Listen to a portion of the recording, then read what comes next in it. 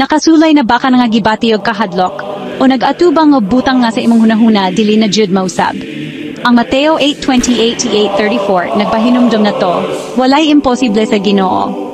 Sa akong hunahuna, daghan ang wala makasabot kung unsa kagamhanan ang paglawom. Kung si Jesus nga ang molihok, bisan ang labing ngit-ngit nga mga higayon, mahimong mausab. Dinhi nahimamat ni Jesus ang duha ka lalaki nga gigamhan sa daotang espiritu, nagpuyo taliwala sa mga lubnanan, layo sa paglawom. Gilikayan sila sa mga tawo, nahadlok ug wala masayod unsay buhaton. Apan si Jesus wala mahadlok.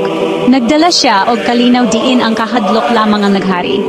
Sa usa lang kapulong, gipahigawas niya ang mga lalaki. Nagpakita ka na to nga walay bisan kinsa nga sobra ka nawala, ug walay dapit nga sobra ka ngit-ngit, aron dili maabot sa iyang gugma.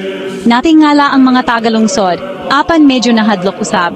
Usahay ang tinuod nga kausaban mahimong dili komportable.